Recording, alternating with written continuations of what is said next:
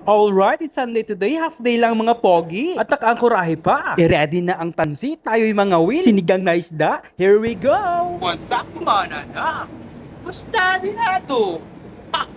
Pamain, check. Pangawil, check. Mukhang ready na tayo. Let's go! Itong mga kasama ko, gigil na gigil talaga makahuli ng isda. Walang masyadong huli. Matumal. Balita. Maya siguro. Kailan ka na?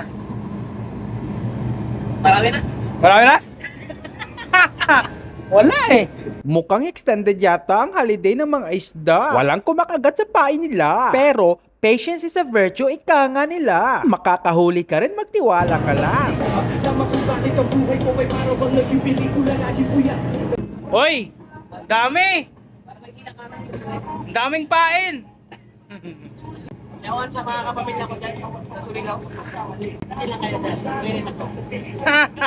Mukhang wala talaga yatang kumakagat ha. Pati ako na bumibira-bira na din. Pero kahit konti, may huli pa din. Kaya lang, parang mukhang ginawang pamain. Paano yan? Wala na tayong sinigang na makakain. Para saan yan? Buto na lang talaga, andyan si Mayo. Busog pa rin kahit wala masyadong huli. At ito nga, inabot na kami ng gabi. Pero parang matumal pa rin. Si Inspector nga nakikigulo na rin. Balita. Matibay din to mga kasama ko. Basta, umalala. Mukhang walang oras na nakatambay rito. Kaya pala magaling sa batuhan ng giya. Uy, may na-recruit pala silang bago. Inisip ka na business? Wala pa rin.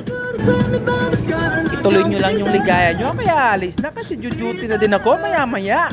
Ciao! Wait lang, teka muna. Flex muna natin yung nahuli nila. Alright, ang sarap, matamis-tamis pa. Di ko pala nasabi sa kanila, 5 meters lang ang underkill clearance dito at madi pa. Kaya siguro matumal ang isda. Ciao!